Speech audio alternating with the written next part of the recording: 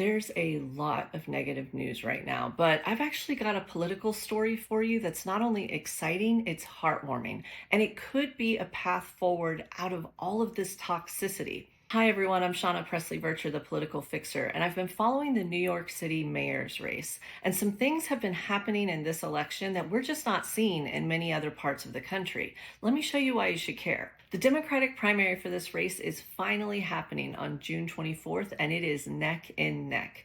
The predictive betting markets show that State Representative Zohran Mamdani has skyrocketed in the last few weeks, and bettors have him just below former Governor Andrew Cuomo. Some of you have asked in the comments, why do I use predictive betting markets in some of my videos? Well, to quote the great philosopher Ernie, I'll show you, Bert. There's a reason that I like to look at both polls and predictive betting markets.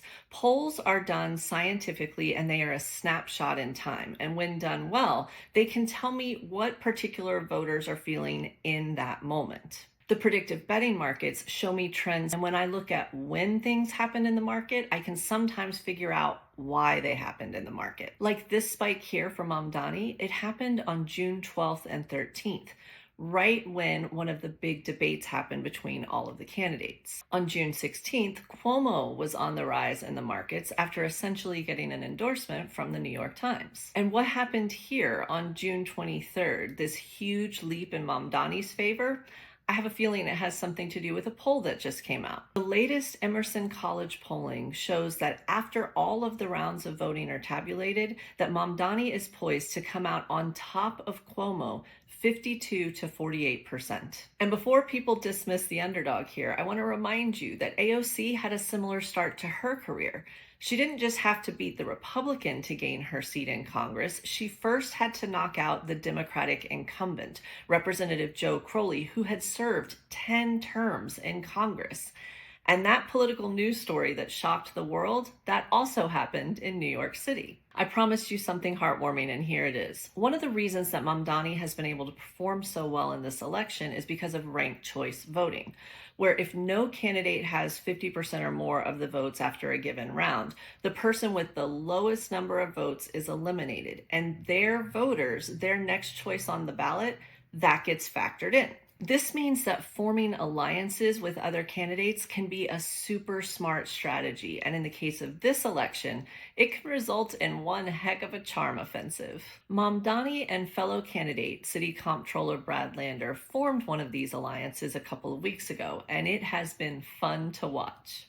The pair has done commercials together. Please go second. No, I insist you go second. How about I go first and you go second? Well, Bicycled through the city, and here they are with a co-endorsement from Spike Lee asking voters to do the right thing. But they've also been standing up for each other in the more serious moments.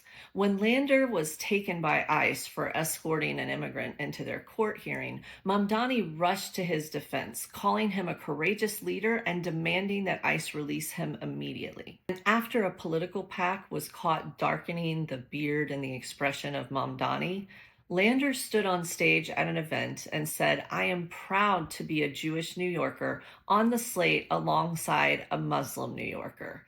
Yes, more of all of this. Instead of a toxic winner-takes-all mentality in politics, what if candidates were actually rewarded for being kind to each other? And what if voters could actually cast their vote for whatever candidate speaks to them the most, for whatever reason, and they're not made to feel like they're just throwing their vote away? Votes are still being cast in this race, but I can tell you that I have a clear favorite, which is to have more ranked choice voting across the country. I want to thank Kalshi and Emerson College for allowing me to use the data in this segment. I'm Shawna Presley Vercher, the political fixer, and I'll see you all soon.